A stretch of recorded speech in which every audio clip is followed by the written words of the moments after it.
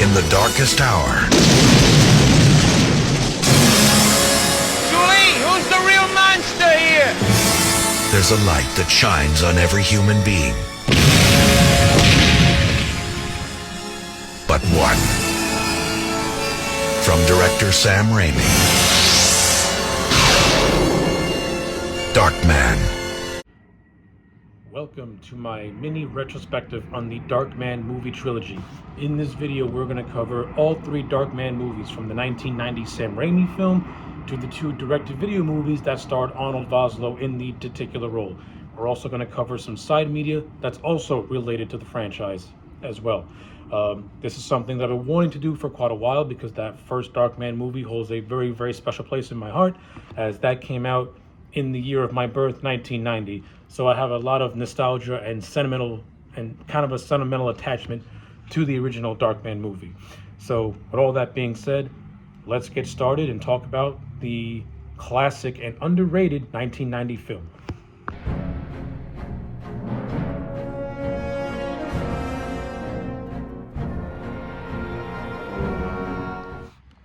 So Sam Raimi had a long desire to make a film adaptation of the classic pulp hero The Shadow. However, Universal Studios since the early 80s have also been trying to make a film adaptation of The Shadow as well. So after Sam Raimi was unsuccessfully able to secure rights to The Shadow, he decided to make up his own superhero, thus creating the concept of Darkman, which started off as a short story about a man who can disguise himself as anybody. Eventually, Raimi would develop this short story into a 40-page treatment, which would expand on the character and have him go from a man who can change his faces to somebody who suffered a deformity and uses other faces as a disguise. And Raimi, while coming up with this idea, took a lot of inspiration. He took a lot of inspiration from the old Universal monster movies, like The Hunchback of Notre Dame and The Phantom of the Opera. And of course, he also took some inspiration from The Shadow as well. The character also has a lot of Batman influence, since both Batman and Darkman are two people who don't have any supernatural abilities. They have just their wits and their prowess, and that's their superpower. Their superpower is their mind. But in 1987, Sam Raimi would submit this treatment to Universal Studios, thus giving him the green light and a budget of between about 9 to 14 million to make this film. So now that Raimi was given his budget, he can now actually expand his short story into a full-form screenplay. During the writing of the screenplay, he would get help from the Coen brothers, who would help him structure the screenplay. He would also enlist a former ex-Navy SEAL whose name is Chuck Purfer. If I said his name wrong, I apologize. He also played a little bit of hand in writing this in the screenplay as well. Sam Raimi's brother Ivan, who was also a medical doctor, played a hand in writing the screenplay, especially in a lot of the scenes that require the science of the film. A lot of that comes from Ivan Raimi. So Sam Raimi really put a lot of work into trying to make this Darkman and trying to make this first Darkman movie as coherent and logical as possible. Whew. So once Raimi got a screenplay that he was satisfied with, the casting of Darkman would now commence. Initially, Bruce Campbell was supposed to play the role of Darkman, as Raimi wanted to have him in the movie, and it's Sam Raimi and Bruce Campbell. These two guys always go hand in hand with everything. However, Universal Studios did not find Bruce Campbell to be a convincing leading man. To a certain extent, I can understand where the studios come from. Universal Studios is a big movie studio, so they want a recognizable name, or at least somebody that can anchor a picture. Other considerations were Gary Oldman and Bill Paxton. I can see Gary Oldman in the role of Darkman. I think he could have brought something really intense to the role. Bill Paxton, as much as I love Bill Paxton, I don't think I can buy him as the character of Darkman. However, after watching Frailty and what he'd do with that movie, maybe it could have worked. But by 1990, Bill Paxton wasn't really what you would say a serious actor yet. Like, by this point, he was known for playing for playing in Aliens as the wisecracking Private Hudson. So Bill Paxton hadn't really reached into serious actor yet. But after those two went by the wayside, Sam Raimi was then drawn by Liam Neeson, and Liam Neeson himself actually read the script and liked it. He was drawn to the very operatic aspect of the film. And Sam Raimi himself was drawn to his old school Gary Cooper charisma, and his casting director also was drawn to Liam Neeson's haunting eyes. And these are aspects that really made the character of Peyton Westlake come to life when you watch the film. So now that Peyton Westlake slash Darkman had now been casted, the search was now out for Julie Hastings, the love interest. Initially, Universal Studios wanted Julia Roberts. However, Roberts and Neeson had formerly dated and had since broken up, so that could have led to some awkwardness. So other considerations were Demi Moore, Bridget Fonda. At one point, they were also considering Kelly Lynch until finally Sam Raimi settled on Frances McDormand. And Frances McDormand, prior to being casted in Darkman, had just been nominated for an Academy Award for Mississippi Burning, and also the fact that along with Sam Raimi and Ethan Coen, Frances McDormand, the three of these guys were sharing a room together, so that also helped as well. And Frances McDormand's reasoning for taking the role of Julie Hastings was to kind of break away from being typecasted as a supporting actress and wanted to be more seen as a lead. So yeah, take that for what it is. But to me, the best casting in this movie is actually the casting of Larry Drake as Robert G. Durant, who Sam Raimi liked his Edward G. Robinson type of persona. And when you watch Larry Drake in the role, he encapsulates that old school 1930s, 40s kind of 1950s mobster like. And now that Drake just oozed charisma. And not only that, his performance as Robert G. Durant is a total opposite to what he was doing as the character of Benny in LA Confidential, I think it was, who was more sympathetic. So you have Larry Drake, who was known for playing a sympathetic character, is now playing like this complete and utter dirtbag of a character. And when we finally talk about this movie, you'll hear me gush all over his performance because I love it so much. Everything all in place, filming would commence on April 19th of 1989 and last all the way till August 10th of 1989. What I can gather, the overall shoot was not crazy, but it did have some, it did have its moments where Liam Neeson was exhausted by the shoot, as he would have to spend 5 hours of makeup almost every day just to have his prosthetics applied to him by Tony Gardner, who did the special effects. So I can understand that, it's physically exhausting, especially when you're in a makeup chair for 5 hours at a time. That can take a toll on you mentally. And Raimi and McDormand also had a little bit of disagreements on the film, not because of anything egregious or anything, more along the lines of McDormand came from a theater background, so she was having a hard time trying to transition into film. So it's not like there was like a power play going on. It was really more of a transitional period. However, Raimi would go on to say that their interactions were done in a healthy way and weren't about egos and stuff like that. And he was able to help her transition into the film. So after all the filming was done, the film would then go to editing process, and this movie would be edited several times since it had a lot of really poor test screenings. And I'm not going to get all into the specifics of that, but let's just say that it took them a little bit to finally get a version that everybody was satisfied with. And once everyone was satisfied with the final version of the film, Universal would go on to give this movie a kind of a cool campaign where the whole question building up to this movie's release was, who is Darkman? So it really played up the whole mystery angle of the film, particularly of its lead character. But on August 24th, 1990, Darkman would be released worldwide. And with that being said, we can finally talk about Darkman, the film that pretty much laid the groundwork for Sam Raimi's venture into the superhero genre. Okay, so before we talk about the film, I just want to make a little bit of a correction. Larry Drake was not discovered through LA Confidential. It was actually LA Law. I apologize for that little mishap. Now, on to the breakdown of the first Darkman movie. Okay, so I could talk about this film for an extremely long time because I adore Darkman. I remember watching this movie when I was very young on the original VHS. I loved it then. I loved it now. For a lot of people my age and born in my generation, this was our first exposure to Sam Raimi. This was our first exposure to Liam Neeson as a lead actor. And there's very little negative I can say about this movie in terms of an acting job, and in terms of a directing job. Now, is the first Darkman movie all the way perfect? No, it's not perfect. When you watch it now, 36 years later, a lot of the stuff in it can seem very, very dated, especially especially some of the special effects. And this movie does suffer from a lot of tonal shifts that don't necessarily blend all that well. You have moments where the dark comedy is really well done and well integrated, and you have moments, especially in high pressure situations, where it can be tension breaking.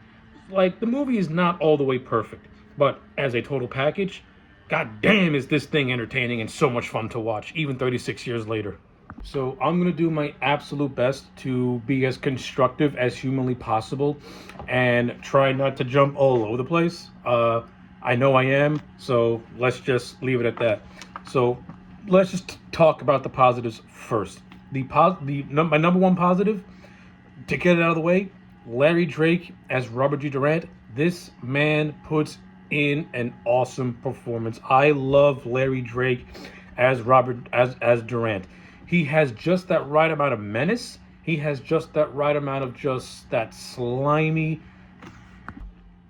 dirtbag type of humor, while also having a little bit of subtleties to him as well. Like, Durant, to me, he's not a complex or a deep character, but he's a character that you just want to see Darkman defeat because he's got such a presence to him. And Larry Drake just gives this character so much charisma.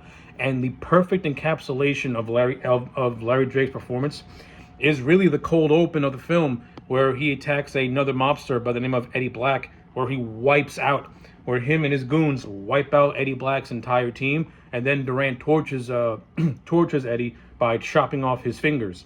And this moment is what sealed the deal for me as Durant, where he's chopping off Eddie Black's fingers, and then he's just going over points one by one. And it's funny and it's disturbing all at the same time. And a lot of the credit goes to Larry Drake and also the actor who played Eddie Black. Like, they sold this scene, they made it work. And not only that, the scene itself is actually a very well done action set piece, where you got these two rival gangs just having some nice gung fu action. It was really well done and well choreographed.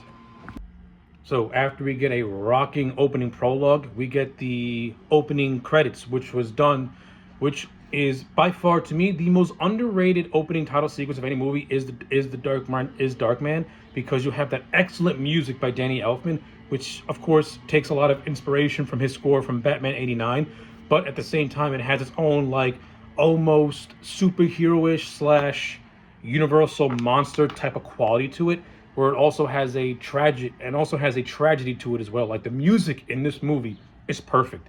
Danny Elfman blended put in that 1940s-esque universal monster stuff to it.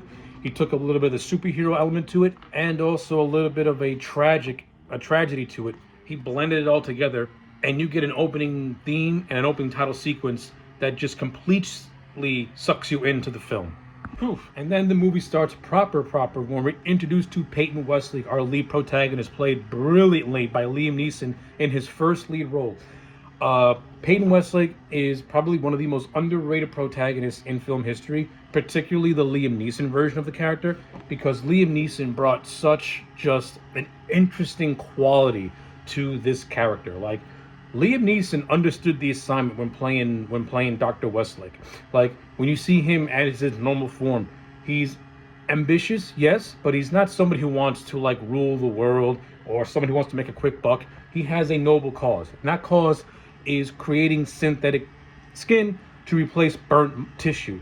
So, but unfortunately, while he's able to replicate, the tissue isn't able to go past 99 minutes, where it completely deteriorates. So he's basically trying to figure out how he can break that 99-minute barrier to make the synthetic skin possible to maintain for a long period of time. And that's basically the overall genesis of his motivation all throughout the film. Westlake is also joined by his lab assistant, Yakatito. These two, they don't really share a whole lot of screen time together, but for the screen time they do share, there's a nice little dynamic between the two, and you can kind of get the sense that they do have a kind of sort of friendship. But again, there's nothing really to the Yakatito character.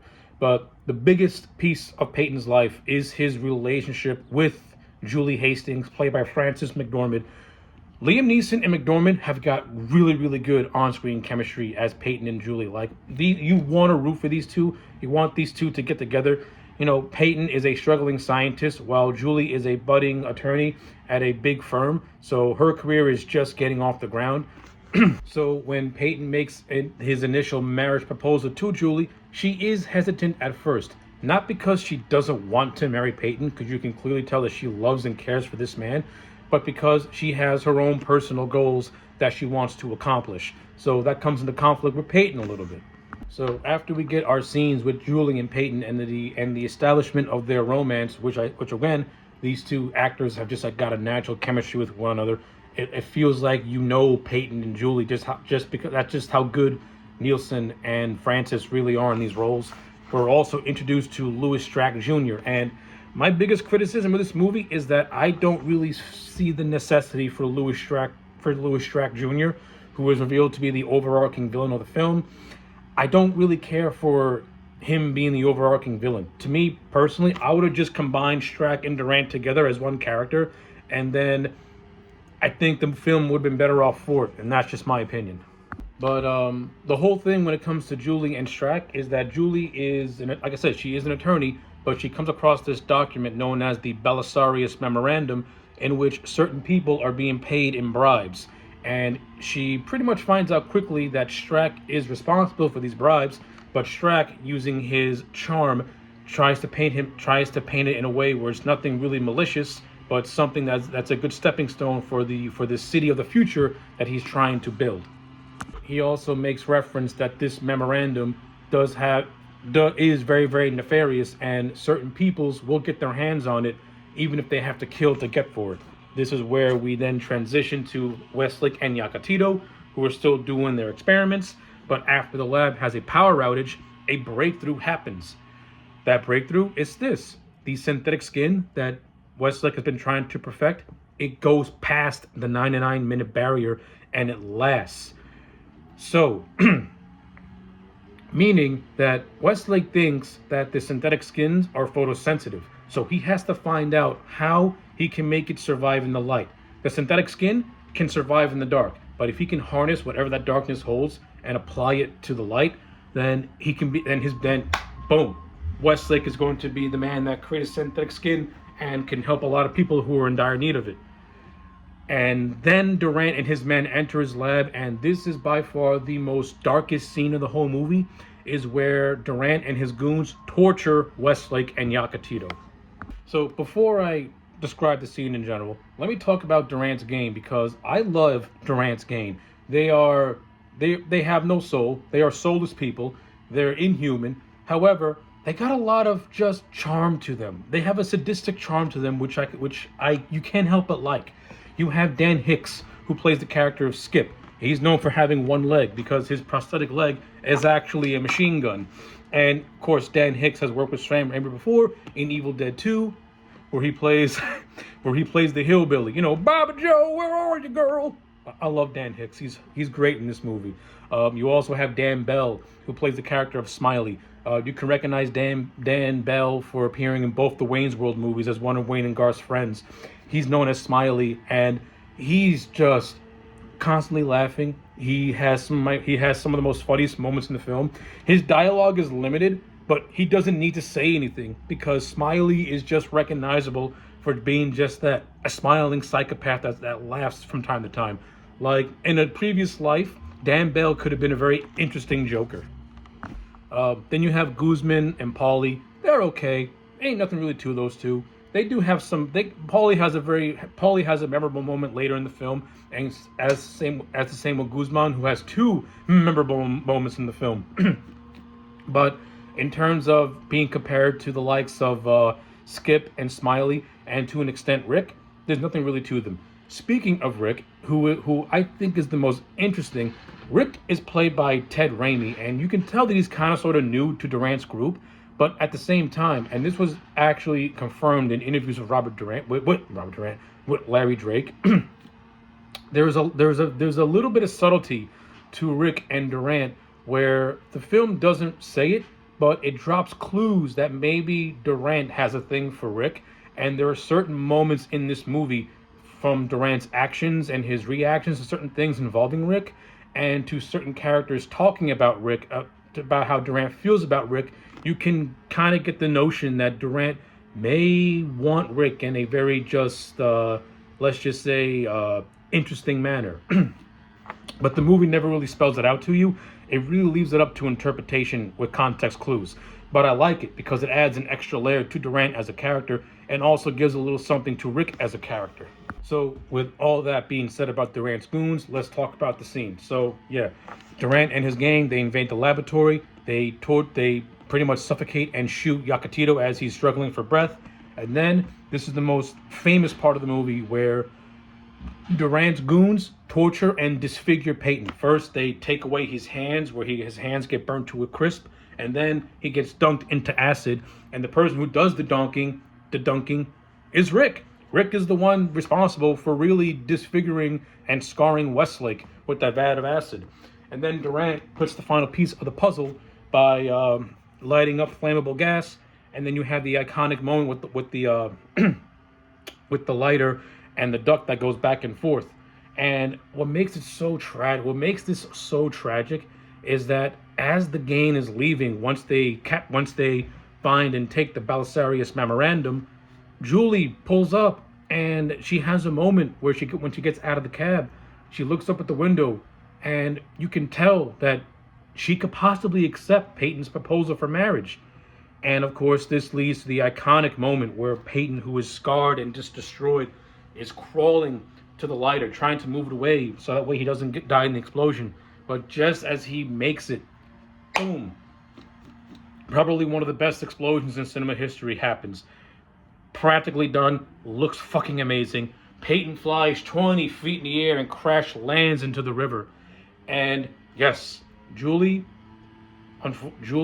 arrives as the lab explodes, and well, she thinks that the love of her life died in said explosion. And I'm not gonna lie, I do like the transition to how we see Julie standing in the middle of the street and to her being superimposed into the cemetery. I mean, when you watch it now with a modern lens, you can see that it's a green screen and that it does look kind of janky, but it's a cool optical effect. So I'll give it that. But the most important part is the next scene, which is Peyton Westlake in the hospital, who is considered a John Doe. And this is where the movie gives a scientific explanation as to how Westlake gets his powers from. So because he's got 40% burns covering his body, namely his face and hands, the doctors had to do a procedure where they cut off his nerve, which makes him unable to feel pain. However, in doing so, he can't feel anything. His senses are virtually meaningless. So, because he can't feel anything through sensory, he has to act on his emotions, and these can cause very negative side effects, which can drive him insane. It can make him lonely, and by doing that, it gives him augmented strength of 10 men. All this is told to us through a cameo with Jenny Agutter from American Werewolf in London. Also in this scene, you get a cameo from famed director John Landis. And also should note that it was actually Ivan Raimi who wrote all this doctor stuff, since he is a medical doctor himself. But with all that being said, once Darkman comes out of his coma, he realizes that he's strapped down to this gurney, and because he just suffered a traumatic event, he's coming out of a coma, he has no idea what's going on. We get a glimpse into the negative emotions feeding off his mind, and him having these flashes of just really weird and grotesque imagery where he's able to break his binds and escape the hospital. And this is the horror element of the film, which kind of has a little bit of a Phantom of the Opera / not Hunchback of Notre Dame thing going on, and also a little bit of the Mummy, because the way Peyton's wrapped up, he looks like the Mummy. But he ends up in an alley, and he sees Julie walking across the street. But because Julie does not know who this weird man is, she's notably scared, leaving Peyton crushed and just broken. And see Peyton the next day rummaging through whatever's left of his destroyed lab, where he's just rummaging through stuff, and then he finds out, and then he looks at, now that he's calm, he notices that he's bandaged up and that he's all covered up. Yeah, and this to me is one of the more tragic scenes of the movie, because number one, I love how Sam Raimi does not show Darkman's face in full until he's ready to do so.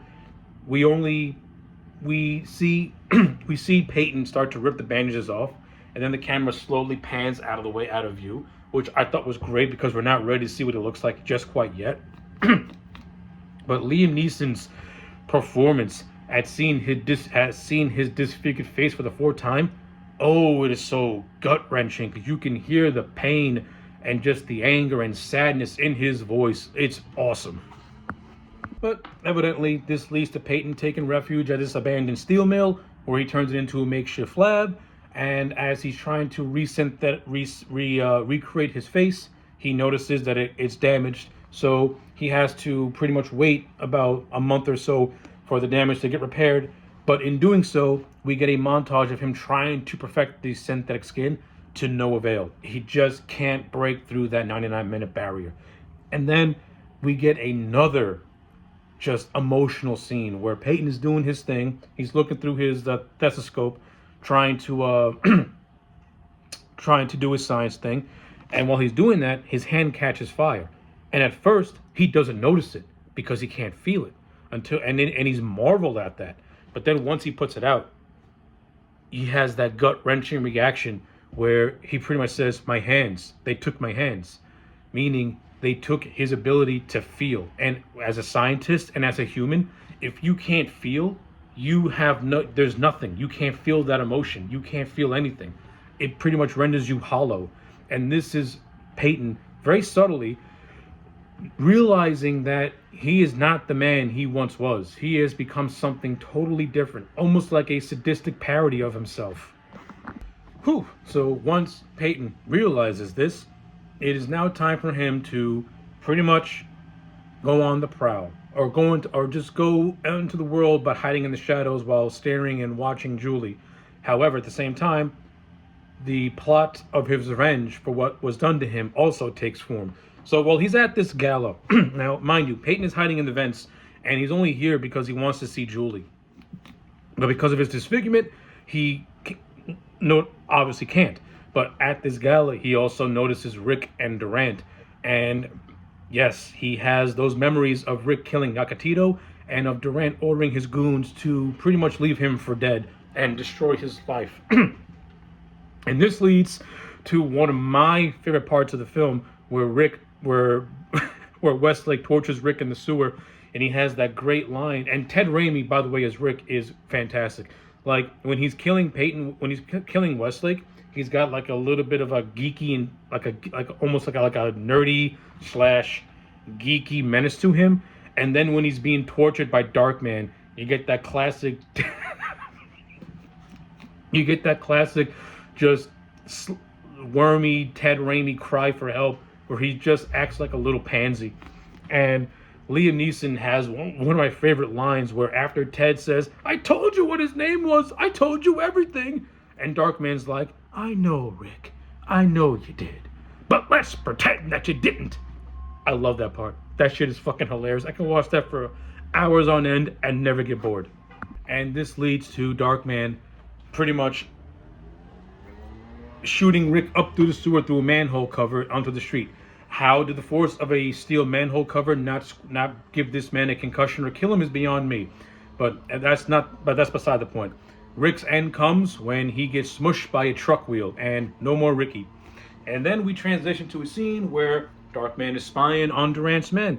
He sees Paulie, he sees Guzman, he sees Skip, and I like the subtlety of this scene, because if you pay attention to the dialogue while the goons are talking, they kind of act like real people who are who have a strong camaraderie with one another.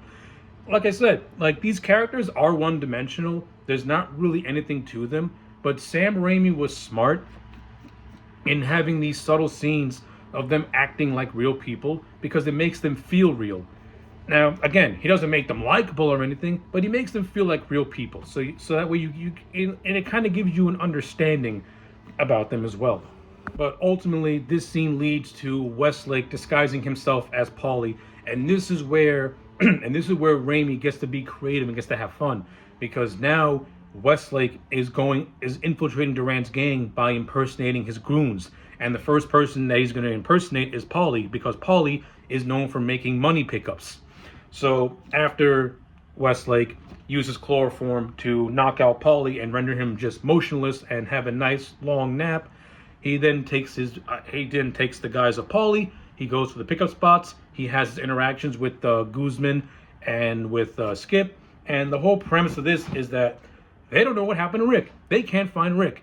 And if you pay attention to Skip's dialogue, it subtly hints that Durant has got a thing for Rick, as I mentioned earlier. Just listen to the dialogue. Pay attention to how Dan delivers, to how Skip's deliberate, especially when he says, "Durant is hot, and I mean really hot. I know he likes Ricky." Like, he kind of says it in a way as if he knows that Durant has a crush on Rick in a way. And it's something it's again, it's very, very subtle. If you're not paying attention to it, it's not going to mean much to you. But again, it's good stuff. Ultimately, Westlake takes the money, and then Durant and his crew break into Paulie's house because Durant is under the impression that Paulie stole his money. And after seeing planted airline tickets that Westlake left behind, Durant pretty much puts two and two together that Paulie and Rick are swindling him and taking his cash and going to run off. Now, pay attention to this as well, because when Durant sees Rick's name, he kind of has a disappointment to his voice where he's like, "And another one for Rick." Almost as if his heart got broken when he realized that Rick and Paulie are going to run off together. And when Durant screams, "Where's my money, Paulie?" it has like an extra oomph to it, because you can tell that Durant is kind of sort of heartbroken, yet will not show it. And of course, this is where they throw Paulie out the window. He falls to his doom, lands on a car. A woman sees him crash. She's notably freaked out by it. She then turns and sees Westlake disguised as Paulie on a bench, and she is just utterly freaked out to the point where she's like, "Ah!" Now, well, before Westlake can have a chance to marvel at what was being done, the 99-minute barrier broke, and he has to run because now his face is starting to melt. And after this, we have yet another favorite scene of my life. This movie's got so many fucking scenes that I love. But I love this scene because, once again, Westlake is trying to get the damn 99-minute barrier to broke, but it utterly dissolves. But this time when it dissolves, he just goes full-blown just manic mode, where he just starts ranting and raving to himself, saying that he's a circus freak. He puts on one of those things that you use to put oil into a car, a funnel. He puts it on his head, saying it's a hat. He does doing this like weird dancing. "Come see the dancing freak. Pay $5 to see the dancing freak. Only $5. Now again, because he has no ability, because his nerve tendon got snipped, his emotions his negative emotions are taking over, and the anger and the rage is starting to set in. Not just because of these synthetic skin, but because of what he's becoming and because what was done to him. He just starts trashing everything before just stopping dead cold when he looks at himself into a pool of water, and he has to say over and over again, I'm a scientist. He has to analyze and control his rage. This is the man, Peyton Westlake, trying to take over the monster that he is slowly becoming. Again, it's good directing, it's good writing. And not only that, Liam Neeson's whole performance in this scene just goes through a range of different emotions. Like when he's acting like a circus freak, he's not trying to be funny. That's him failing at coping at what he's becoming.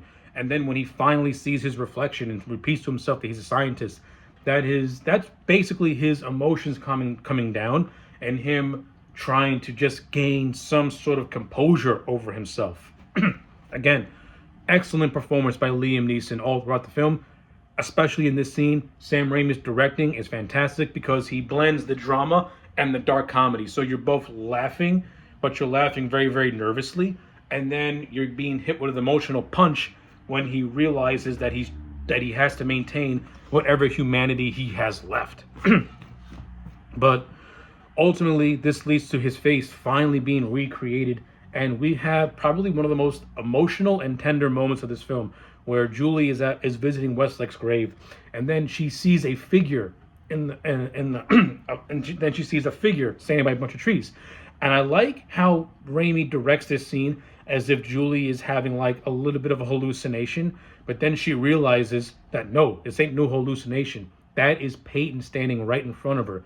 At first, she is shocked, and she just can't believe it. She thinks that someone's playing games on her.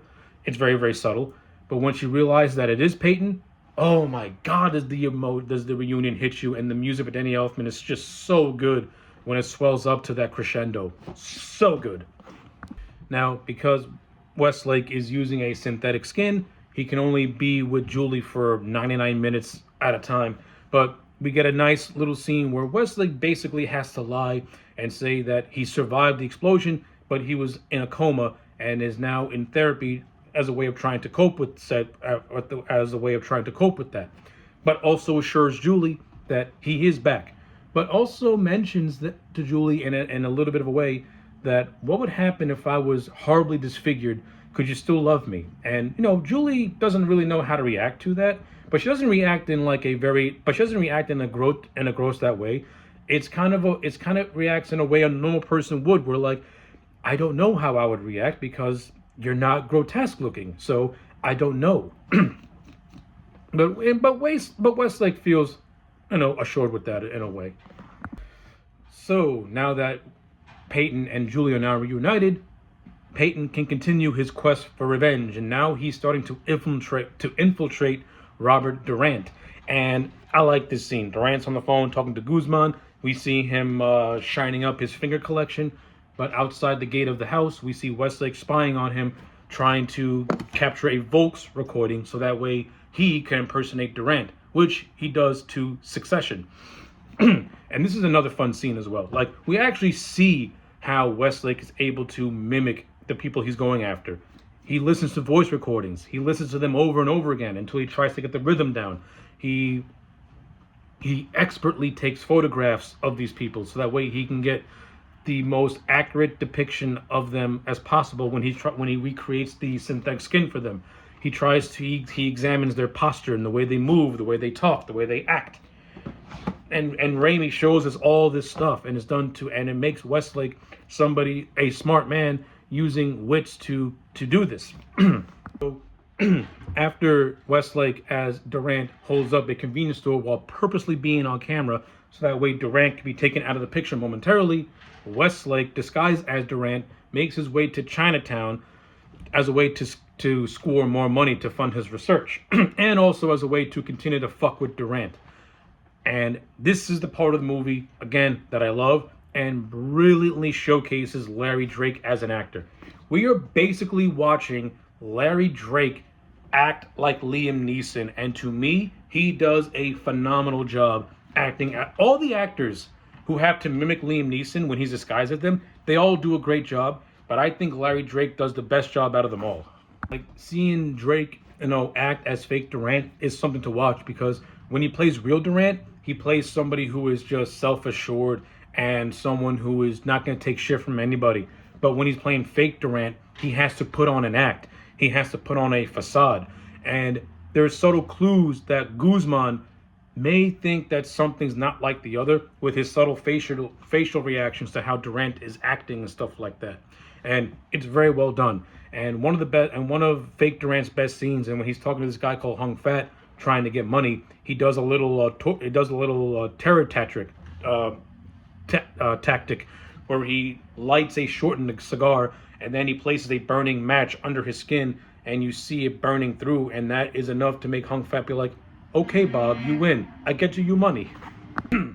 And while all that's going down, Robert Durant gets released out of prison through bail. He makes his way to Chinatown, and this is where we get one of the best scenes in the movie, where fake Durant and real Durant meet face to face, and Larry Drake once again is absolutely killing it as both real and fake Durant, and also has another one of my favorite lines when he comes face to face with Westlake dressed like him. He's like, "Who's little boy or you? It doesn't matter. You're dead."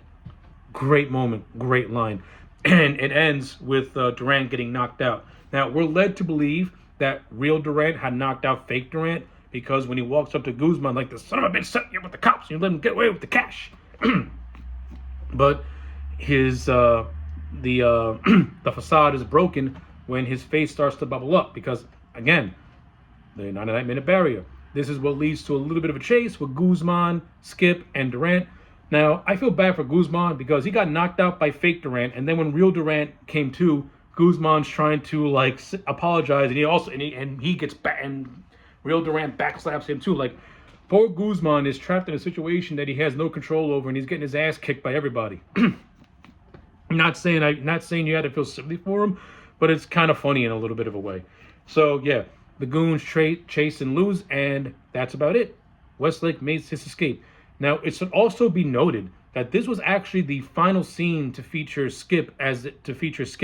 So initially, Skip was going to be killed by Darkman, but as Dan Hicks described it in an interview, they couldn't get that scene to work, so they just wrote him out of the movie. Not after the whole Chinatown thing. So yeah, the fate of Skip is left completely unknown in this film. But we then transition to the carnival scene where Peyton and Julie are enjoying a nice little afternoon, having some fun, riding some rides. And this is where we get to one of the most infamous moments of the film. That, well, you either like this moment or you don't like this moment. You think it's cool or you think it's hokey. It's really all in how you want to interpret it. So Peyton is trying to win Julie a pink elephant. And he's doing that at one of those carny stalls where, like, you have to throw a ball and knock down like various different things. Peyton misses the first 2 tries, and then he gets it on the third. But the carny pretty much is trying to swindle Peyton, saying that, "No, you stepped over the line. You ain't gonna get nothing." Now, again, since Peyton has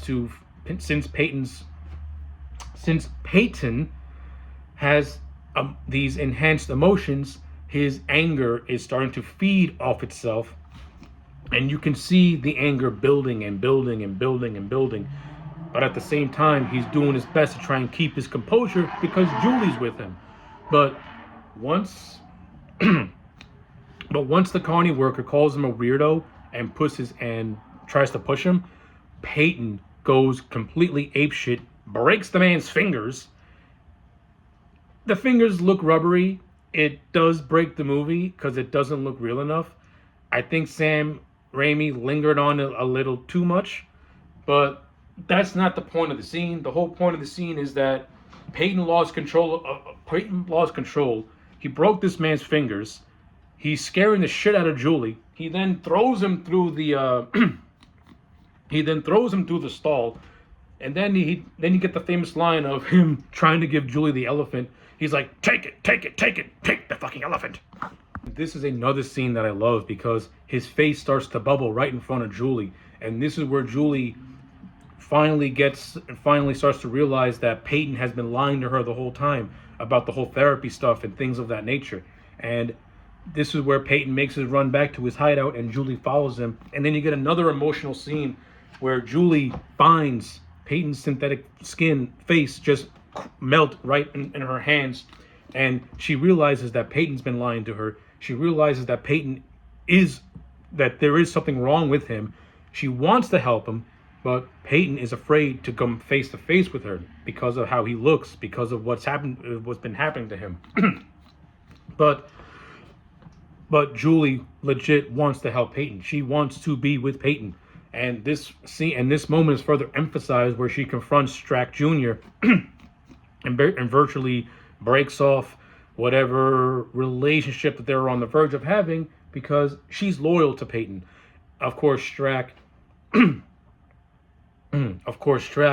wanting to make sure all loose ends are tied up, he sends Durant to follow Julie to Peyton's hideout. So, and of course, once Strack has Julie leave, this is our first instance where we realize that Strack and Durant have been working together the whole time.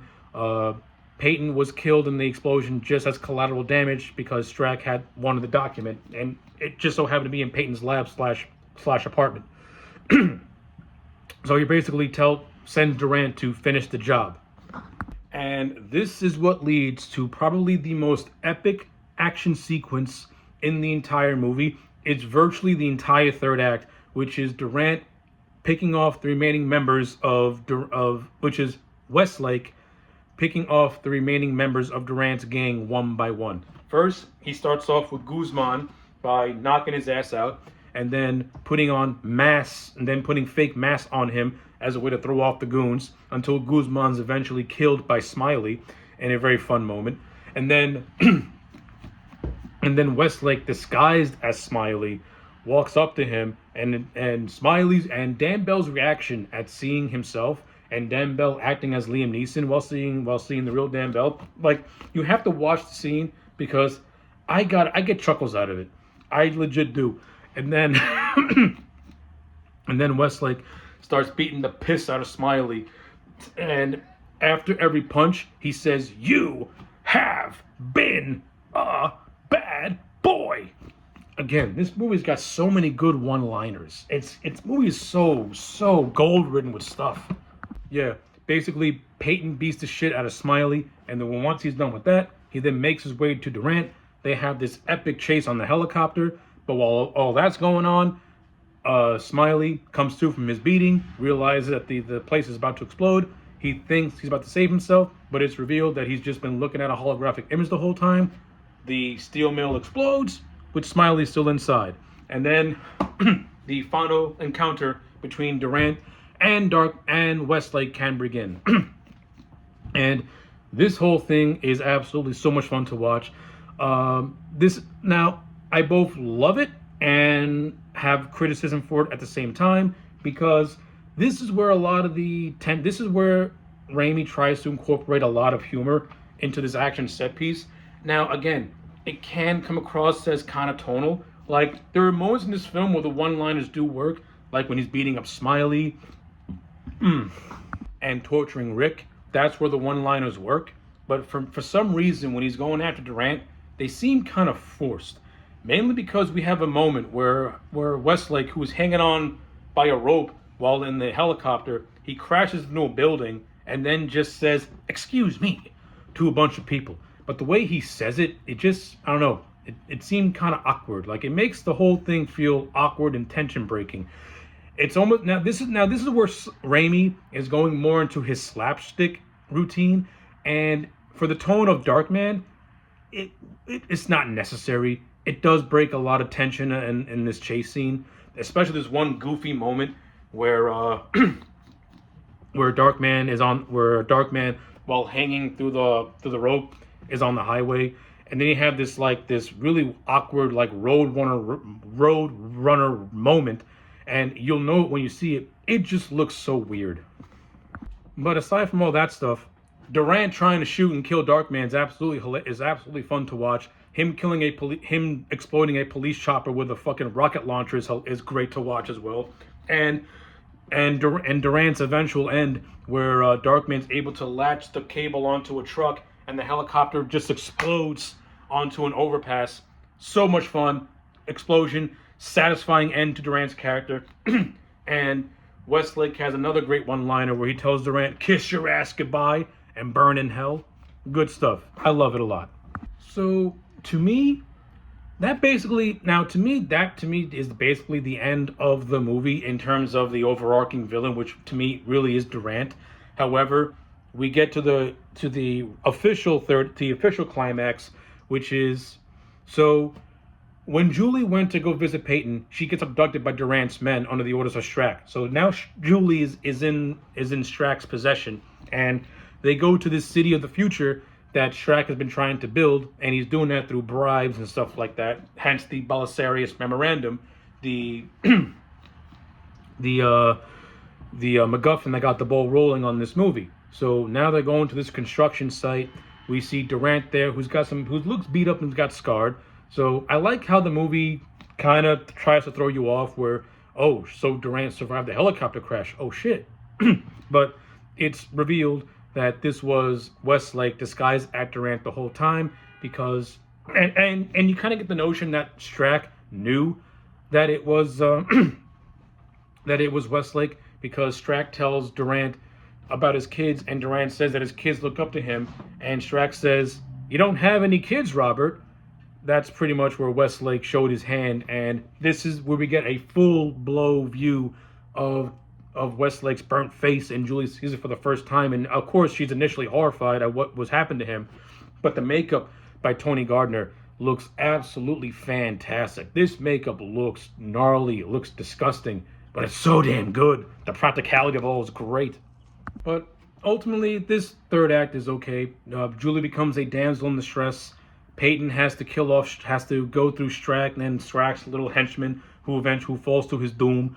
But once Westlake gets his hand on Strack, they have a little moment where Strack tells Westlake that killing him won't make him any different, and that and that Westlake doesn't have it in him.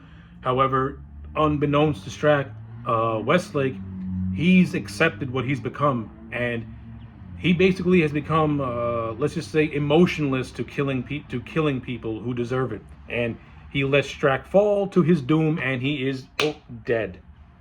This leads to the final moment between Julie and Peyton before the film ends, and this moment is really an emotional gut punch because it's basically Peyton telling Julie that he's letting her go, and that he cannot be with her. He has to because he's not the man he once was. He is a monster, and he's accepted the fact that he is said monster, and he cannot have ties to anyone else because it just wouldn't mean anything to him anymore. Now, and Liam Neeson's delivery of this monologue is great. I mean, yeah, it does spell out the theme of the movie in the last 5 minutes, but the performance is great, and you really get more of an insight into Westlake. Now, to those who criticize this movie for having the messages get spelled out at the end, it was shown through us as the film went on. It was just done in very, very subtle ways. Like, Raimi is not a director who's going to spell out the messaging to you. He's going to let you see it, and the audience will put two and two together as to what Westlake has become all throughout the film. Westlake has become this monster. He is not the man he once was. And by the end of the movie, he has accepted the fact that he is what he is, and he just has to move on with this new life of his. And he and Julie have their final moment together. I mean, you can tell that Westlake does not want to let her go, but he has no choice. He has to do it because Julie being with him is it's not going to do anything for her. Because Westlake cannot do what he would love to do, which is have the life. He has to go in a different direction now. And this is where we get that great moment where he disguises himself as Bruce Campbell in the final cameo, which is great. But we also get the tagline of Darkman where he says, "I am everyone and no one. I am everywhere, nowhere. Call me Darkman." And then the film ends. Oh, man.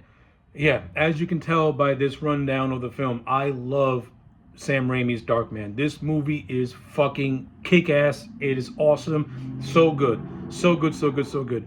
Like I said throughout the review, where I did illustrate a lot of my flaws with it, the movie still has so much more going for it. Sam Raimi's directing is fantastic. He's got that blend of superhero action while also incorporating some of that old school Universal horror, especially with a lot of the nighttime shoots and the shadow contrast. Looks fantastic. The special makeup effects done by Tony Gardner, absolutely brilliant. And even the practical effects of the action sequences. They don't make movies like this anymore where everything's all in camera. Again, you have Sam Raimi, who is a god when it comes to this stuff. You have great cinematography by Bill Pope. This was actually one of Bill Pope's first feature-length movies, and he nails it out of the park. And Bill Pope has gone on to do stuff like Spider-Man's 2 and 3, among other works. Like, Bill Pope, a very accomplished cinematographer in his own right. Like, this movie is near perfection, but it does have some flaws. And I think I did my best to illustrate the flaws that I do have with that first Darkman movie. Again, I think my biggest one was that I didn't really see the need for Louis Strack Jr. as a villain, mainly because he doesn't really have a whole lot of scenes in the film. A lot of his interactions are exclusively with Julie, and the only time he comes face to face with Peyton is at the end of the movie. Again, I would have just combined Durant and Shrek as one, where he would have had more of a relationship with both Julie and with Westlake, which I think would have just made it much more of an interesting dichotomy. Now, of course, because Durant looks like a gruff guy, trying to tease a romance would be hard to pull off, but I don't think that would have been necessary if you would have combined the characters, to be honest with you. But yeah, with all that being said, to me, Darkman is a solid. I'm going to give this movie an 8 out of 10. Almost a 9, but but hindsight does, highlight a lot of the flaws of this movie where I can't let nostalgia dictate or I can't let nostalgia dictate my overall grade. But 8 out of 10, still a quality movie. And if you have not seen Darkman in a long time, you definitely got to check it out again. It's so much fun. So, as I mentioned earlier, the film was released on August 24th, 1990, and against a $14 million budget, the film would go on to gross almost $48 million worldwide, making it a moderate success for Universal Studios. Made for low cost, and you got a high return.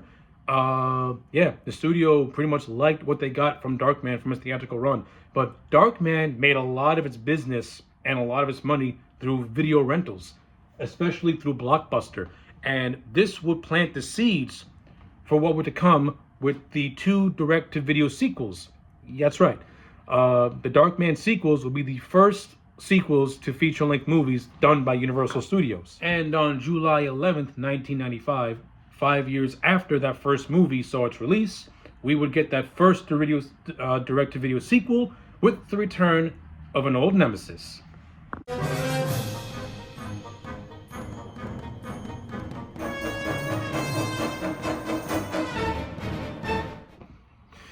So while the first Darkman movie proved to be a very moderate success for Universal Studios, they weren't really too keen on doing yet another theatrical release, since the original movie did produce good receipts. The receipts were not good enough to want to do another theatrical run. However, with the involvement of the Blockbuster video store, Universal Studios had the idea of pretty much releasing direct-to-video sequels for a lot of their films. So while the original Darkman did provide Universal with a very, very moderate theatrical run and a decent return, those returns were not enough to warrant another sequel to be released theatrically. However, through Blockbuster Video, they pretty much begged Universal to give them a sequel. And this is where Universal kind of got the idea of wanting to do direct-to-video sequels. And Darkman 2, The Return of Durant, would be the first of those 2 direct-to-video sequels. So to give a brief history on the overall production and stuff like that, both Darkmans 2 and 3 were shot back-to-back and were done by TV veteran Bradford May. Unfortunately, Sam Raimi at this point had become too big of a director to come back to do direct-to-video stuff. Even though I do feel that if you would have gave Sam Raimi a budget, he would have gave you a kick-ass Darkman 2. But nonetheless, Universal basically wanted to rush these things out. So they got Bradford May, who signed on to direct both films and also served as cinematographer. If you want to combine the budget of both Darkmans 2 and 3, it's no more than maybe $7 million, with Darkman 2 having a $4 million budget out of that $7 million. So the production budget for both these films was extremely low compared to the $14 million that Sam Raimi had to play with. So in addition to Bradford May now helming the 2 sequels, the writing duties would go to Stephen McKay and Chuck Paffer, who played a hand in writing the original movie. However, Paffer would go uncredited for Darkman 2, while Lawrence Herzog and Robert Easley would go on to have story credit. And Bradford May himself would go on to do some uncredited rewrites, but it was never confirmed as to which of the 2 movies he actually provided the rewrites for. Those have always been very, very sketchy. It was also announced during this time that Paul Zaza, who is a very famed Canadian composer who did the music for the original Black Christmas and has done a lot of work with Bob Clark, was initially tapped to replace Danny Elfman to do the music for the film. However, out of loyalty to Bob Clark, Paul Zaza would ultimately decline the offer, and would go on to call it one of the regrets of his life, for he wanted to work with Sam Raimi. Yes, Sam Raimi and Robert Tappert had executive producer titles when it comes to the Darkman sequels. So if you're familiar with Hollywood lingo, executive producer is just a courtesy title. As to how much input Raimi and Tappert really had on set, it hasn't really been, and it's really hard to say. I feel that their names are just there out of courtesy, since it is their work, especially with Sam Raimi, who created the character of Darkman. Of course, he's going to get a courtesy credit. However, when it comes down to the casting, this is where the movie took a really big turn. So Liam Neeson, who had aced it in the role of Peyton Westlake in that first movie, he had become a big star.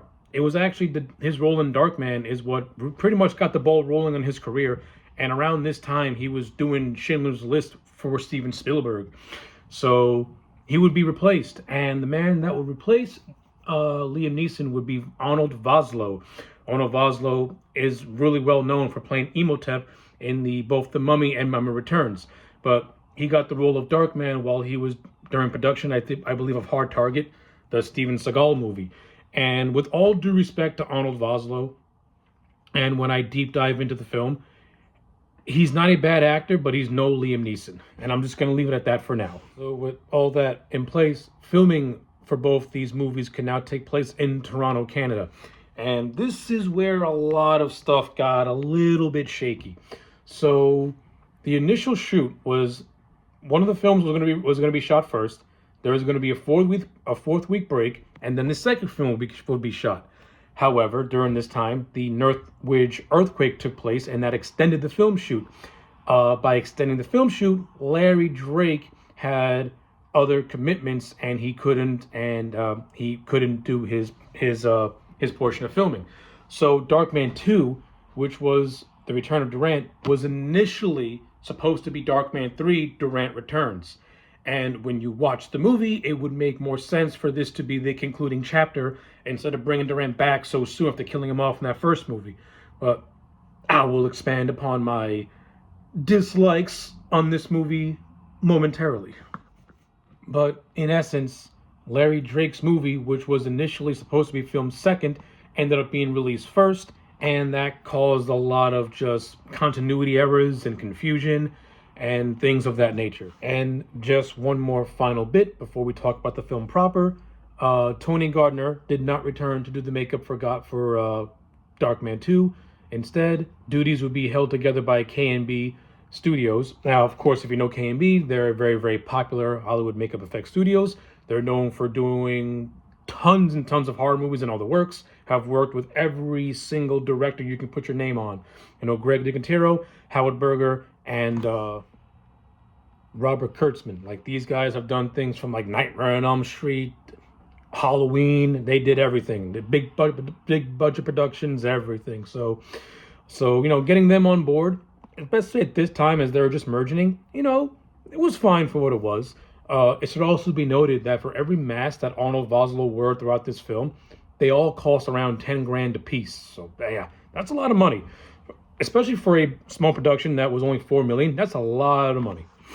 So yeah, I think with all that stuff out of the way, it's now time to talk about Darkman 2, The Return of Durant.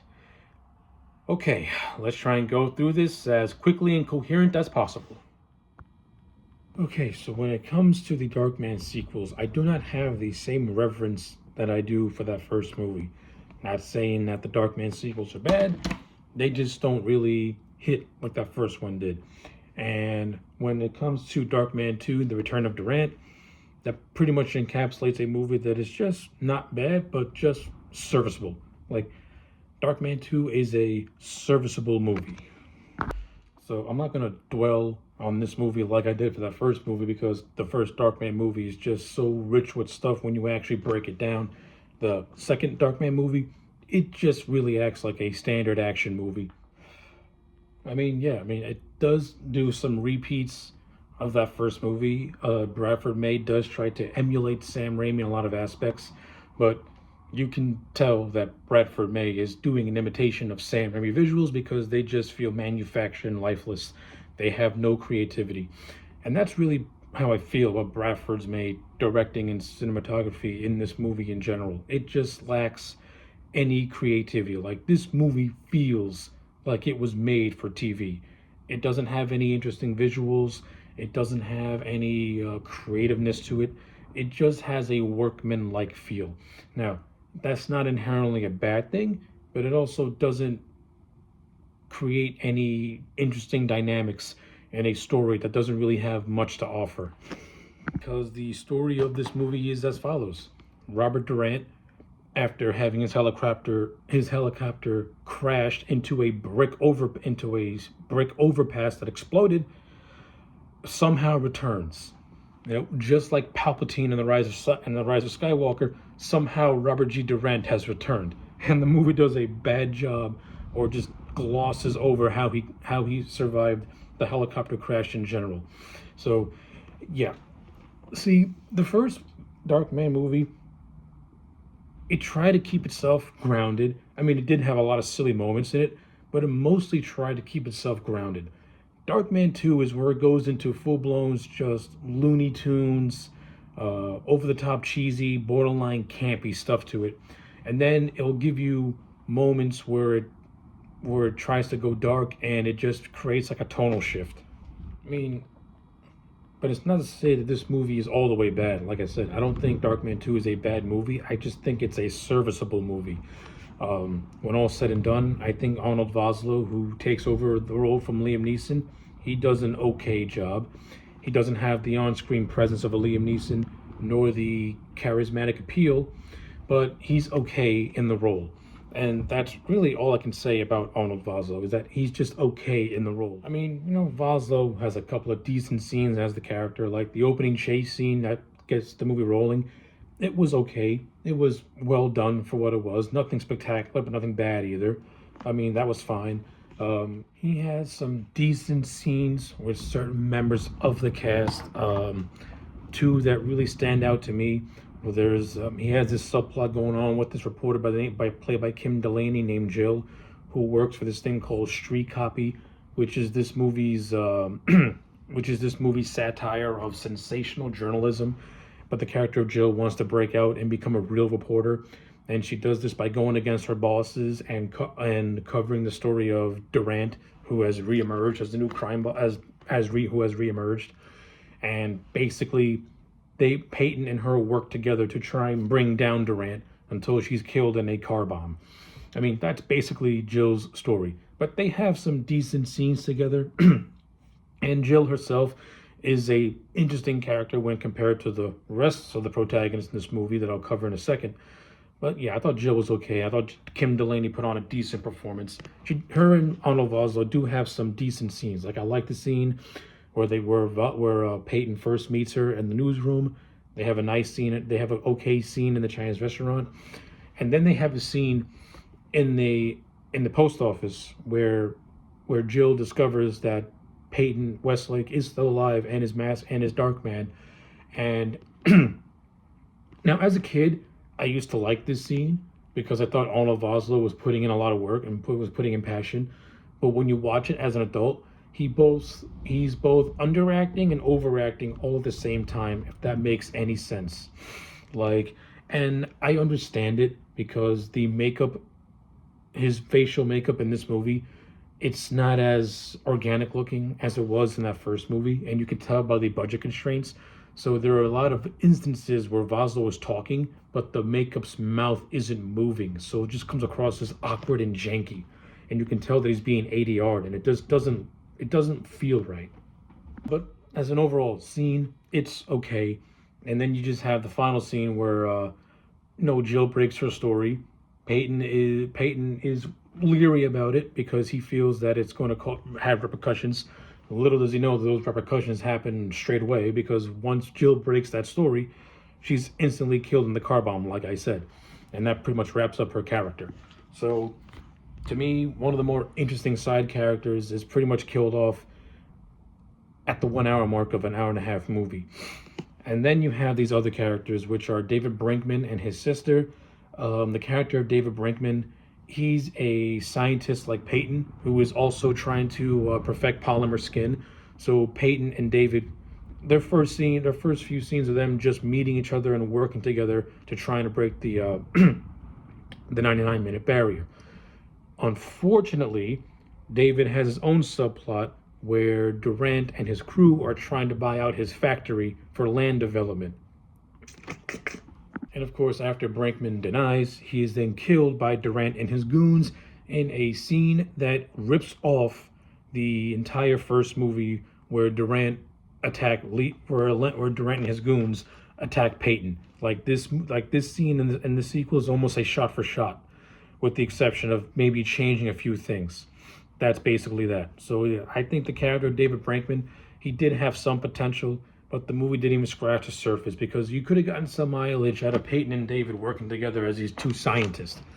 And then you have the whole thing with his sister, and she's just a damsel in distress. Her character is so forgettable. You could have merged her with Kim Delaney's character, and the movie to me would have been better off for it. Let's see. This movie also has a mad scientist character. Now, the idea of Durant recruiting a mad scientist as a way to rival Peyton, on paper that could have been a good idea if Peyton knew and Durant knew that both of each other were still alive at the beginning of the movie, then that could have worked. Instead, Durant's subplot feels totally disconnected from Westlake, that by the time these two characters finally meet, the movie's virtually half over.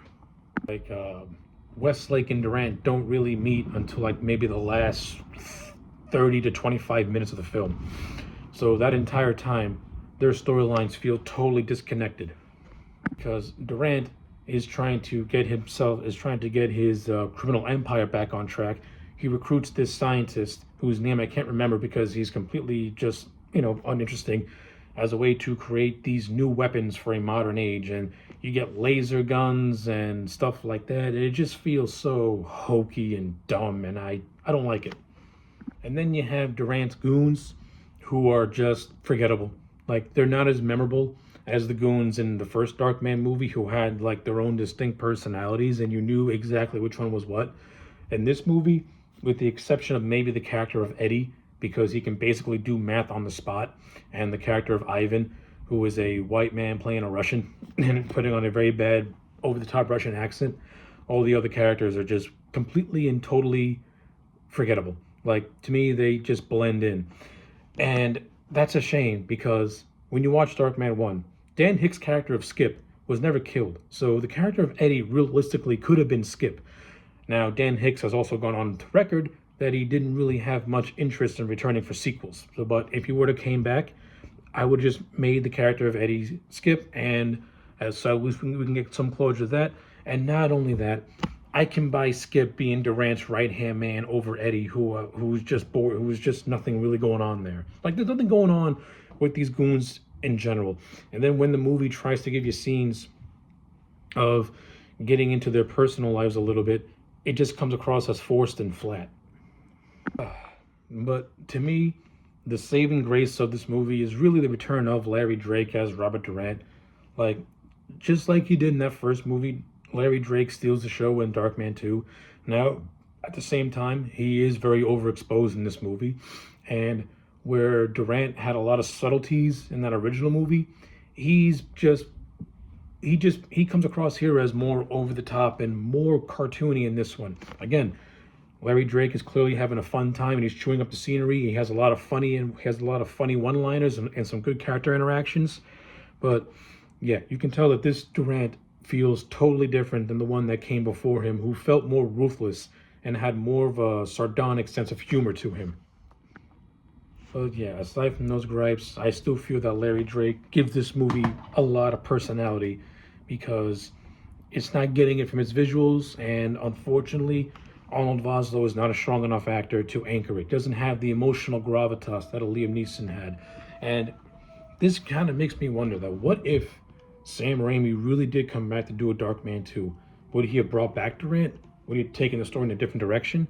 Who knows? Because with the movie, what we got here, it's just serviceable. That's it. This is a very, very serviceable movie. Serviceable movie. And to tell you the truth, it doesn't really have a whole lot of action in it as well. Like you get a mildly entertaining chase scene with these drug dealers, and then then you have the torture of David Brinkman, and then the next real big action set piece you have is really the climax where Darkman takes out Durant and all his goons, and that's basically it. He saves David's sister after she gets kidnapped by Durant, when Durant realizes that Peyton is still alive and is masquerading as one of his boys. He takes David's sister hostage. They go to this warehouse. Peyton gets him to kill all his goons, and then Peyton kills a few goons himself. He then traps Durant in his limo and then explodes him, and that's how the movie basically ends. Yeah, that's actually Darkman 2 in a nutshell. It is what it is. It's a very just serviceable movie that is many, many rungs below that first movie. Now, like I said, this movie did have some decent ideas on paper, but I don't think those ideas were fully formed nor fleshed out. Like the idea of Durant recruiting his own scientist as a way to rival Westlake, that could have been a cool concept on paper if Durant and Westlake's rivalry was reestablished at the beginning of the movie, where Westlake finds out earlier that Durant's still alive, and Durant finds out earlier that Westlake is still alive. So as a way to find ways to match Westlake, he recruits his own scientist.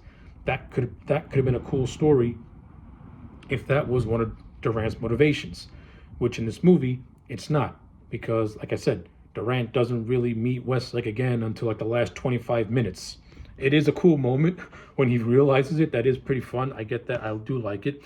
And I'm not going to lie, I also do like some of the moments of Westlake masquerading as some of Durant's men. And just like how in the first movie that was pretty fun, it's pretty fun in this movie as well, especially when he's masquerading as the character Ravetti and as the character Reviving. Like, you get some decent moments here and there. But yeah, aside from that, I don't really have a whole lot more to say about Darkman 2, The Return of the Durant. It is what it is. To me, this movie is a 4 out of 10, and a lot of those points really go to Larry Drake and maybe a couple of good action sequences here and there, and most of Kim Delaney's stuff. Other than that, you can skip this movie. You're not really going to miss much. So on July 11th, 1995, Darkman 2 would peak on the Billboard charts at number 28. So it actually has some good video rentals for what it was. I mean, I do find it funny that Bradford May said that Universal were attempting to release Darkman 2 into theaters, but after looking at the special effects and finding it to be too low budget, they went against that idea. To be honest with you, I don't buy that story, because this movie was made with the intent to put it on direct-to-video. Like, this does not look like a movie meant for theaters. Far from it. The production value is too low. The quality is very, very subpar, and you don't have any big stars that's going to draw anyone. Like I said, if you would have had Liam Neeson, then maybe you could have gotten something out of it, but you didn't have Liam Neeson. So with all that said, like I said, Darkman 2 would get released to video July 11th, would have a decent showing in video rentals, and then a year later, the sequel would come out. But before we talk about the sequel, let's go over some side media first. He's a cockroach. You think you're killing? And he pops up someplace else. So if one can actually believe it, Darkman actually does have a little bit of outside media to it. I'm just going to briefly go over all of it, and then we can move on to the final film of the retrospective. So back in, I think, about 1991, 92, there was a Darkman video game released for the Nintendo. Now, I'd never played this game before, but the fact that Darkman was able to get a video game made is actually something pretty cool. And for its time, you know, the game looked decent for what it was, kind of reminiscent of the Nintendo Batman game that came out based on the '89 movie. And truth be told, that was the only time Darkman ever had a console release. I think with modern technology, you can get something pretty cool out of a Darkman video game. If they were to make it for the new generation of systems, I think you can get something pretty cool out of that. But aside from a Darkman video game, you also had a unreleased TV pilot. So not too long after the release of that first movie, Darkman was going to make his debut onto television, and I have seen clips of the unaired pilot that you can find on YouTube, and it is the most ridiculously stupid thing you'll ever see. The actor who plays Darkman is completely one note, has none of the nuance of a Liam Neeson. The makeup looks like something you would see at Party City. Durant Durant is in this pilot. I am assuming he was supposed to be the overarching villain. To my understanding, the TV show was supposed to be a complete reboot and be disconnected from the films. So take that for what it is. But if you watch this pilot, no wonder why it got shelved and lost in the ether of entertainment, because it's not even worth checking out. It's that bad. But as when it comes to superhero stuff, Darkman would make his debut in comic book form, and there are a pretty decent amount of Darkman comic books, including a crossover with the Evil Dead. So taking two Sam Raimi ideas, putting them in a comic book, how cool can that be?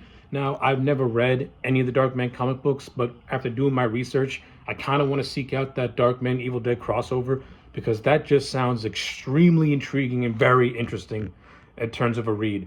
But I did see some of the illustrations, and they do look pretty cool. And believe it or not, Darkman, especially its visuals, had also influenced Sam Raimi himself in his later works.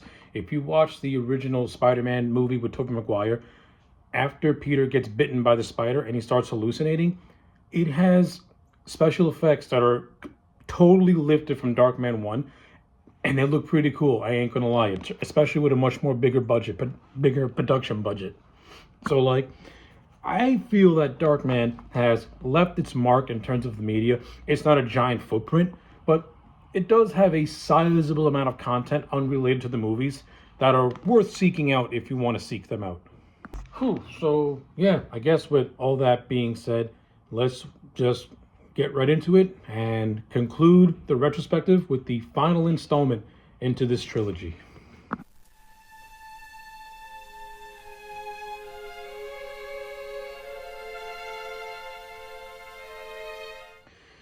So, as I had mentioned, both Darkmans 2 and 3 were directed back to back, but they also had their own separate writers, with Darkman 3 being co-written by Michael Clary and Mike Werb.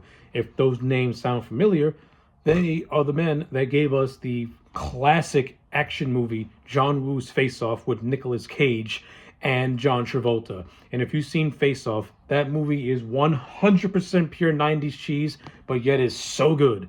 So let's just say if you're someone who has seen Face Off but never see a Darkman sequel, and you see those names attached to this movie, then you're expecting to get something like Face Off out of it. When you watch Darkman 3 and Face Off back to back, they do share some certain narrative elements.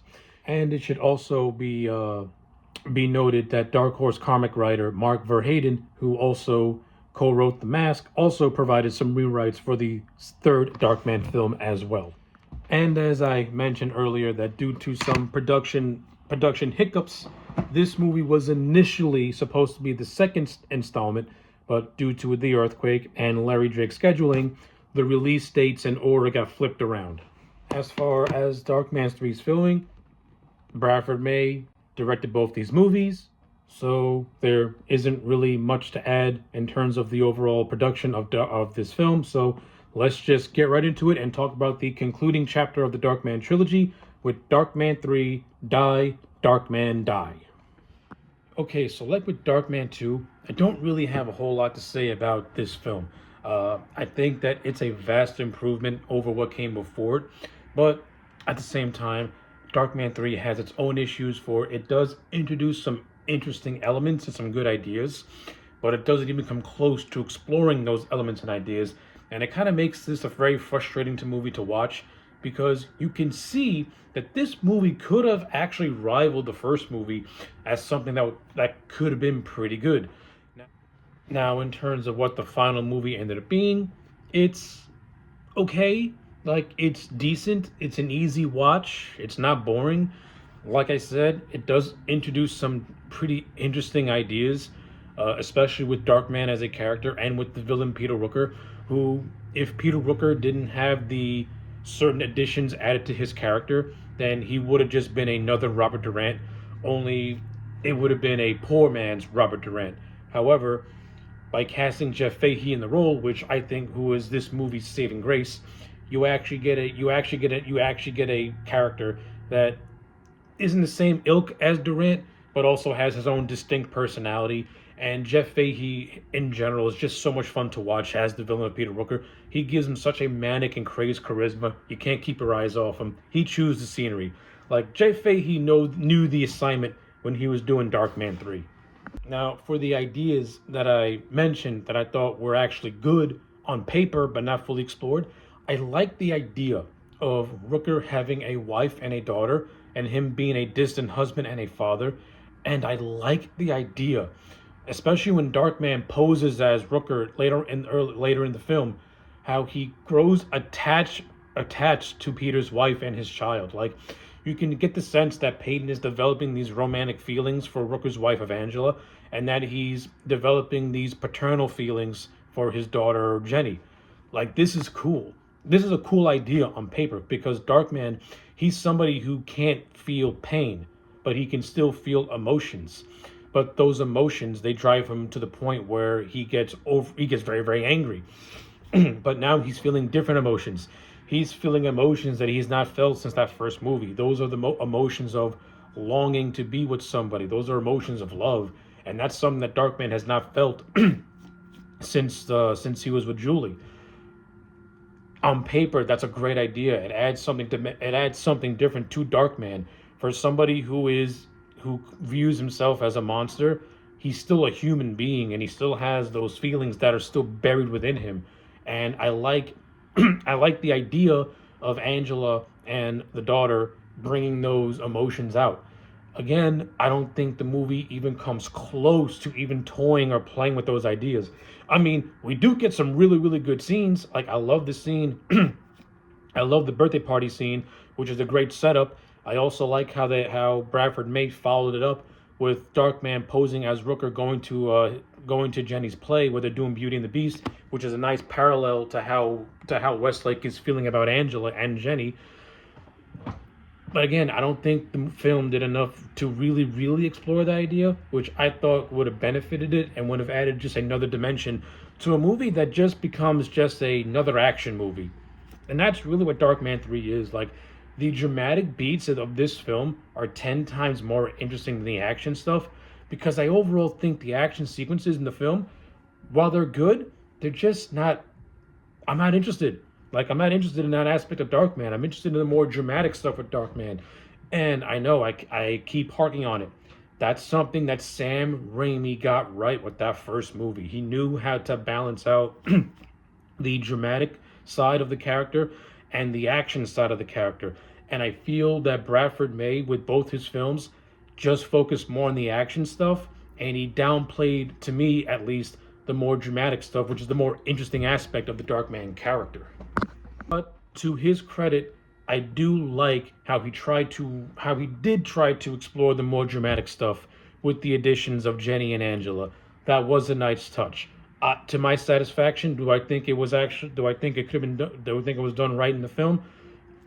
Could have been done so much better. But what we do get, I'll give it a pass because I did like it. And it does tie into the epilogue of the film, which I thought was done very, very well and a satisfying conclusion to Westlake's story. But I'll talk about that later. Now, as it pertains to this movie's overall story, well, Rooker wants to extract Westlake's DNA so that way he can use his enhanced strength and inject them into his goons, so that way he can kill a man who's running for DA that threatens to take down his drug operation. And Darkman has to stop Rooker's plans from coming to fruition. That's really the movie's main premise. There's not really a whole lot to it. I mean, I do like the concept of Rooker wanting to weaponize Darkman's strength. That is a decent concept. That is very interesting. And I do think that's one aspect that the movie did kind of sort of get right with in a way, especially with the character of Bridget Thorne, who at first we think is an ally of Peyton, but then we find out she's working with Rooker and pretty much just gave Peyton a false sense of trust. And if you pay attention to the dialogue in this movie, there's a throwaway line where Bridget mentions the hospital that Peyton escaped from. So this movie did tie back to the first film in a way, because it made reference to Peyton's escape. And it kind of tries to play the fact that Bridget was there when Peyton escaped, because she mentioned how by Peyton escaping, that kind of foiled Rooker's plans.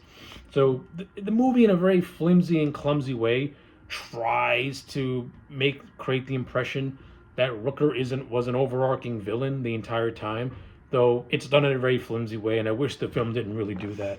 In terms of Bridget being in cahoots with Peter and tricking Darkman, I got no hate for it. I thought it was okay. Peter having an affair with Bridget, which puts a strain on his marriage. Again, if they would have fully explored the whole thing of Westlake and Angela kind of developing these own feelings to themselves, then I think the whole affair with Bridget and Peter would have had a little bit more. Because in a way, while Peter is having an affair with Bridget, you could also play the fact that he's getting jealous of the fact that his wife is falling for Westlake while he's disguised as Peter. Like, that could have made for some interesting dynamics if the film would have went in that direction, which it didn't. But again, what the film did give us was okay. I do think that the action sequences in this movie are actually a little bit better than the first. I like the opening where we first see Rooker, where he's having a botched drug deal with this guy called Johnny Lee, and then Darkman, posing as one of Rooker's henchmen, steals money from him.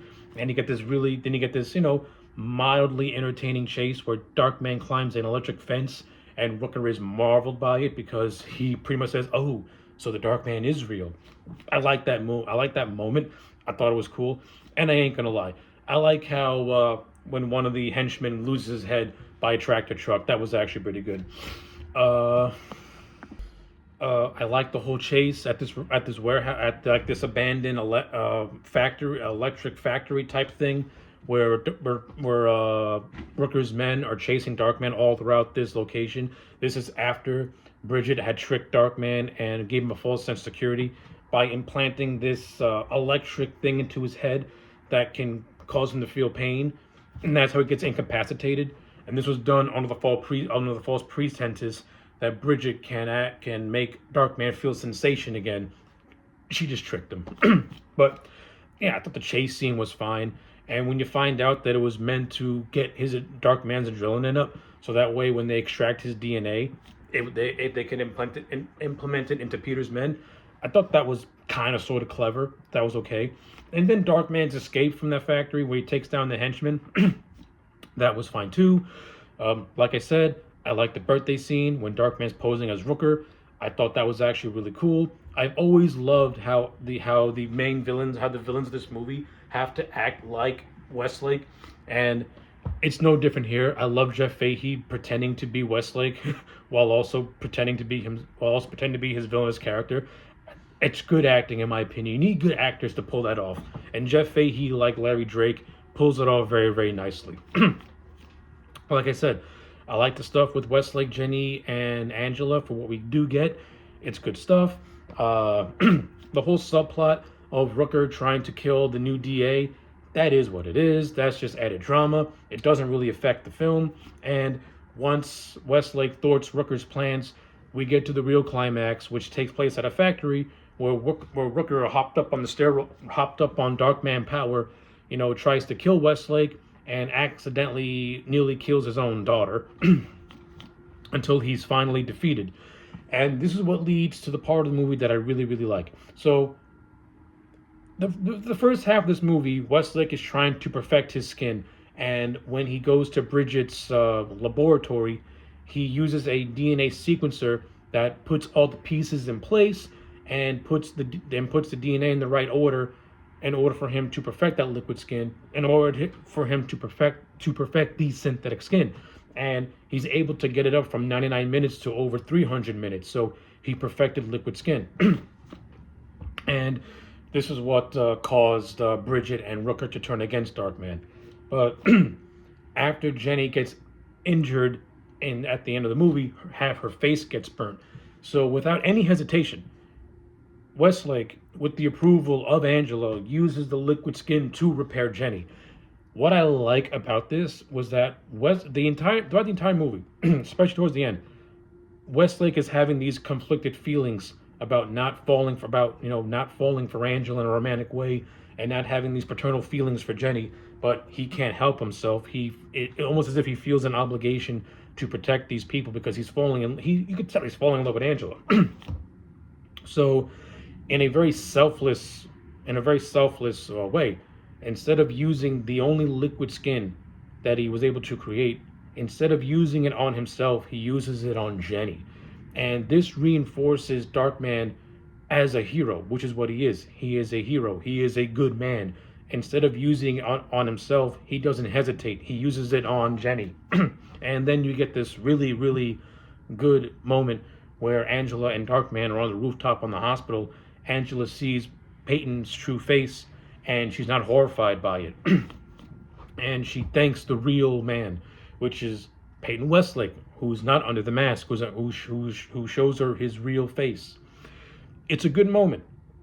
I think it's a very satisfying moment, and to me, this movie did a decent job at wrapping up Darkman's character throughout these three films.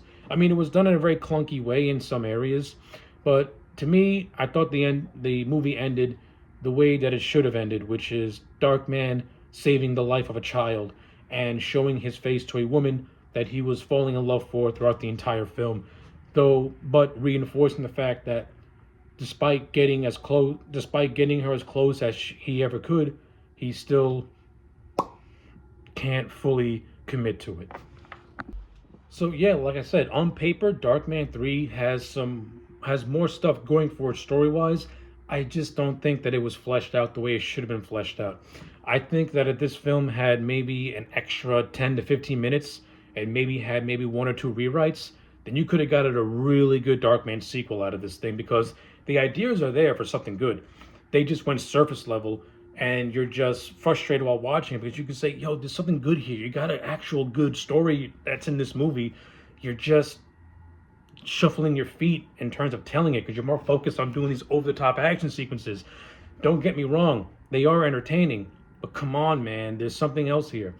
And this movie does have a lot of continuity errors, because when you watch this film, it does lift a lot of scenes from Darkman 2, and there's also a moment at the end where after Peter Rooker dies by getting crushed, the whole factory explodes, and it's clear as day that Darkman, Jenny, and Angela get engulfed in this ginormous explosion, yet they're fine within a matter of seconds. Come on, man. That's just shoddy directing right there. You didn't do a great job of masking that. They literally got engulfed in a wall of fire. They should be crispy by now. And not only that, just like in Darkman 2, I think the henchmen of this movie are nothing really all to write home about. The only one that stands out is the character of Nico, who basically acts as Peter's right-hand man, and that's basically it. There's nothing really to his character at all. And the punks that get hopped up on Darkman serum, they're one-dimensional. They don't really do much. And to tell you the truth, the movie didn't even give us a scene on them on the Darkman juice. Like, you get a scene of them fighting each other, but the movie should have gave us a scene of them actually ripping a person apart, just as an experiment, just to enhance that they are a threat that Darkman may or may not be able to handle.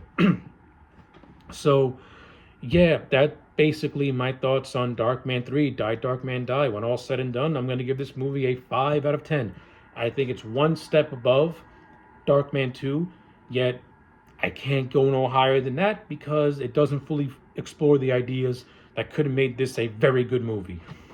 Darkman 3 would go on to get released onto video on August 20th, 1996, and to date, this is the last Darkman movie, and yeah, this film would see a modest success while on video, though not quite reaching the heights of that first movie. Let's be real.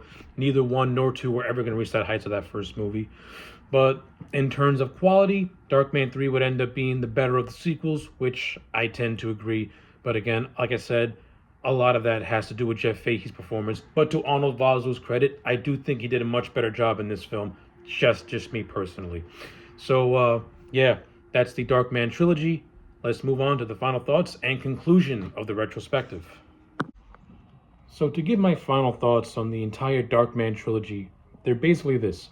It had a strong first movie that was expertly done by Sam Raimi, and it was followed by two mid-level yet decent direct-to-video sequels that didn't break the world. They didn't do anything horrible, but at the same time, the two sequels didn't really add anything of note to the overall story of Darkman as a character. And that would pretty much render this superhero trilogy as missed opportunity, because I do feel that if Sam Raimi would have came back and did the Darkman trilogy himself, we could have gotten some cool stuff out of this thing, especially with the whole idea of Peyton being this brilliant scientist who was also a master of disguise. You could have really gotten some cool stuff out of it. Unfortunately, the Darkman trilogy would just go down as a man who just fights corrupted businessmen and the mafia. And that's basically it. It's nothing really creative.